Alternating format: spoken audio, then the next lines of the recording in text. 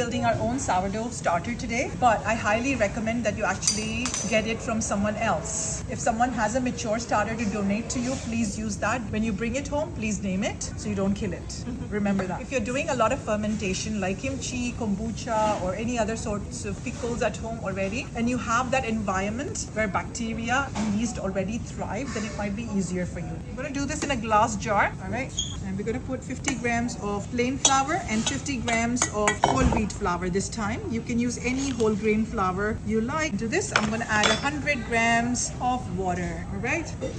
Now make sure your hands are clean when you're doing this, because you're about to get in there with your hand. Your hand has your own microbiome. Mix this. How many of you have actually seen your mothers or your grandmothers mixing the fermented batter by hand? Dosai, yeah. Cover this up loosely with a lid, all right? All right, now this is gonna vary from home to home, from person to person. This is day one. I'm gonna put this away in a warm spot for the next 24 hours. After 24 hours, but when I made the starter the first time it failed, and the second time when it worked, I didn't see any bubbles on day two, all right? And that's okay, because even though you don't see any bubbles, there is microbial activity going on under, okay? So don't worry, go back to it on day two and feed it again. Discard and feed. No discard. You don't discard on day two because there's not enough microbes in there. There's not enough bacteria and yeast in there to get fermentation going fast. So leave it alone. Don't discard on day two. On day two, add 100 grams of flour and 100 grams of water. Mix it again. You can use a spoon this time. It's okay. Cover it loosely and leave it alone in a warm spot for another 24 hours. Day three, you will definitely see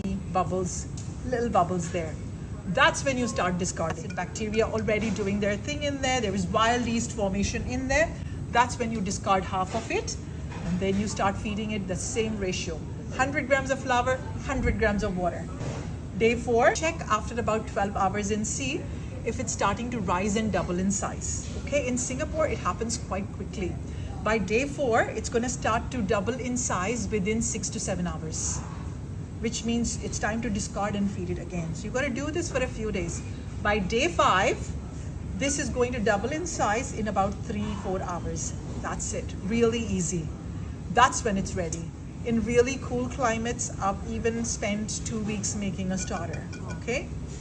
But in Singapore and in warm weather, in tropical climates, 5 to 6 days tops. You get the idea? Now you got to use all your senses when you do this. There's no short recipe that I can give you. You've got to use your eyes to see bubble formation. You've got to smell it. When it starts to smell like apple cider vinegar, it's sweet smelling. That's how it should smell. If it's starting to smell very funky, it's gone off. You need to throw out the whole thing and you need to restart again.